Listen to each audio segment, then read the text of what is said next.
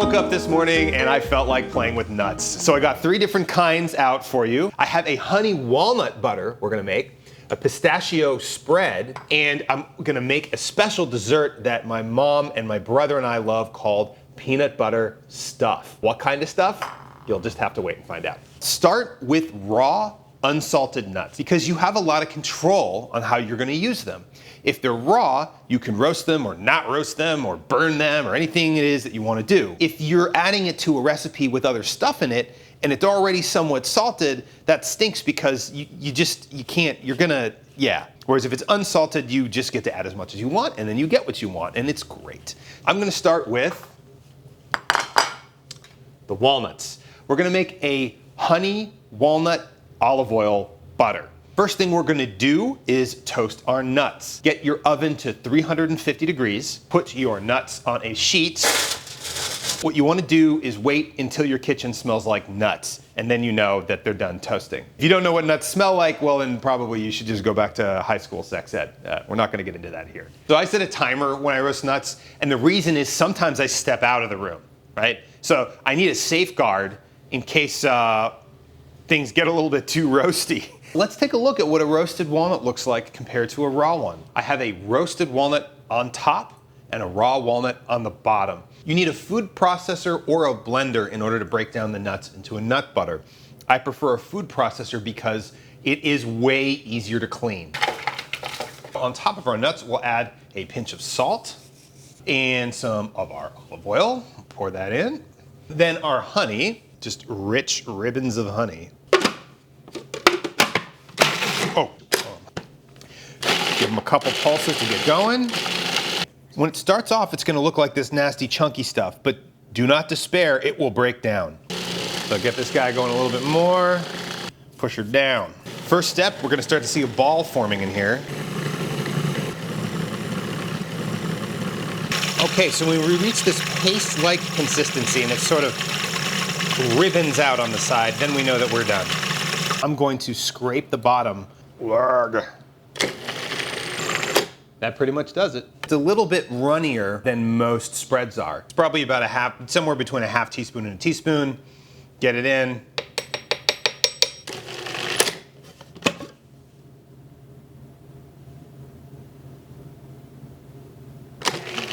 There are some chunks. Now we got it coming out in little chunks. You want it just sweet enough that you can taste sweetness, but you don't want it to be like a jiffy type thing. This is a rich paste. So now we're transferring this into a jar that Alex picked out specially for the occasion. Don't be like Sam. Remove the blade. Okay, not by the blade itself, before you tilt it, okay? My mom's probably watching this horrified. Who did I raise, right? It's bittersweet but rich. We're used to eating bittersweet things that aren't rich, like bittersweet cocktails, like a Negroni. That's what's really interesting about this butter. It's got all of those things going on in a really nice balance. The next thing we're gonna make is a pistachio spread. Warm, spicy, fruity, chunky, sweet. It's really good. I do not have the patience to pluck apart each pistachio. I buy them shelled. Let's start off with the saffron. I take about, I don't know, 1/8 teaspoon, and I'm gonna just sort of crunch it in my fingers. Got a little boiling water here. I'm gonna pour it in. You don't need a lot, maybe just like a tablespoon-ish. And we're gonna let this steep for about 10 minutes to get the flavor all dispersed around. I'm gonna get my trusty mortar and pestle here, and we're gonna start going at the pistachios. They require a little bit of finessing. I use my hand as a shield, and I kind of just do a little smushing. Crunch, crunch, crunch, crunch. What I want here is to create kind of like a pistachio gravel. Like if you're eating at a fancy restaurant, they call it spiced pistachio gravel. I bet you $100 that's what they would put on their menu. And then you would pay $100 to eat it. So when you have a nice kind of crunch and you still have some big bits, and you have a good like texture mixture, just dump it in a bowl and move on to another batch of pistachios. I think in general, mortar and pestle is easier for men than women because men have been practicing this motion their entire lives. Boom, and you'll have this beautiful pistachio smell all up in your kitchen. I have a place that will sell me just the insides of the cardamom pods. which is great because I just want to deal with that. Most of the time when you buy cardamom seeds, they'll come in the pod itself. You can just take your thumbnails and pull it apart, and the seeds are inside of there. When they're done, it'll look more like this. Now it's like a powder, right? Add those to our pistachio. Then we got a little bit of cinnamon we're gonna toss in there. And lastly, we got an orange. We're just gonna use the zest of the orange here. Orange and cardamom is a really great combination. Zest by holding the zester down on top of the fruit, and then the zest just builds up inside of the trough. Then I'll get a little pinch of salt, throw it in there. So I'm just gonna kind of stir it up, and it already is gonna smell really amazing because of that orange mixed with the spices that you just ground. Time to add our saffron water. Pour it in there. So this is a kind of a floral paste, right? We're not using rose water or lavender or anything like that, but saffron has a bit of floralness to it. Honey has a little bit of floralness to it. Cardamom has a little bit of floralness to it. Orange has a little bit of floralness to it. So the whole thing has a lot of floralness to it, but it doesn't have any flower water in it, so it doesn't taste like garbage. Now we're gonna add a couple tablespoons of honey to this until it reaches a sort of pasty consistency. Sort of drizzle it in. It's gonna look almost like kind of like a baklava filling, right? So you got the consistency you want, just add a little bit of water. I'd say 1 teaspoon at a time. You probably will only need one teaspoon of water. If you ground them really fine, you might need a little bit of that liquid to get it where you want it to be. Oh, so pretty. I love how vibrant and green pistachios are. So you have that green with the brown. It's a very rustic look. 2 down, 1 to go.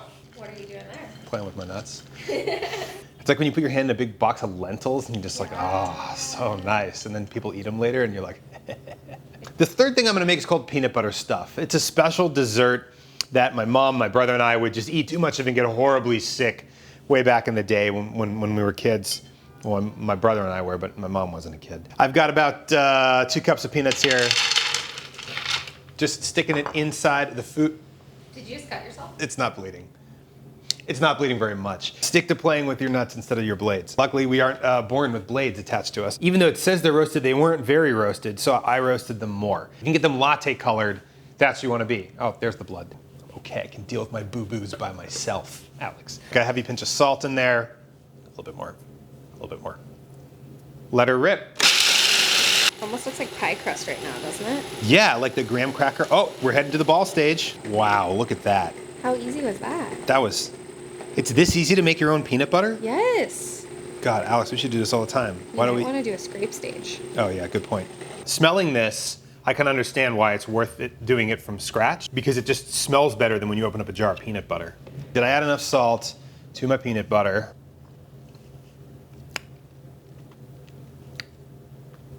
No. Chunk it up into shape. So now that we've got a smooth peanut butter going, we're gonna proceed to make it extremely, sickeningly unhealthy for you. I got 2 tablespoons of unsalted butter here, room temperature, and then really let her rip. Why am I saying let her rip? I would never say that. Scraping up the bottom here where it got caught. Now here's the part where people are too shy. You have to put in a lot of powdered sugar. We're talking like half a box of powdered sugar here. Frosty the Snowman was a... Make sure everything is tightly covered and pulse. Ooh. Let the dust settle. And it's time to add a crap load more powdered sugar. We wanted to kind of create these little peanut butter dots. Right now we're kind of at a fudgy consistency. Get sick, get sick. I think we hit it. So this is the consistency we want. It's starting to form into almost like a very rough sand. In fact, it reminds me of fish roe. It's best when cold. So we're gonna put this in the freezer for a few hours. We've got all 3 spreads out in front of us on a spread, so it's like a meta spread. So we're gonna start with the walnut butter. I got some on some Granny Smith apple here. I'm gonna take a little bite here. It's like deconstructed roasted, basically. Sweet, salty, sour, bitter. Oh, beautiful. This is our pistachio spread. I put it on some challah that we made last week. Oh yeah. There's so much challah in my mouth I can't talk. You can put that down while I swallow the bread. It's just crunchy and spicy. It's all the great things about spiced nuts and then with nuts and honey, and then with that kind of floral note, you know, it would go great with some tea, like mint tea, fantastic. And the coup de grace, the peanut butter stuff, just eat it by itself, honestly. It's like 10 times better than the inside of a Reese's peanut butter cup. It brings childhood right back to me. Sprinkle it over vanilla ice cream. If you make a chocolate cake with some frosting, you can sprinkle it on the frosting on the outside and you'll have peanut butter chocolate cake. I just eat it plain. It's so good. It's incomparable, this stuff. So, make some spreads. I think it's richer. I don't know why, but I think maybe it's because I toasted the peanuts more. Yeah. And that makes it great. It's possible part of refining some peanut butter, they take some oil.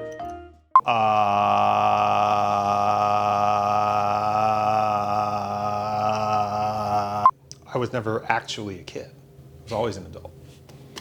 I came out of the womb with existential dread. It's just, it's a genetic thing.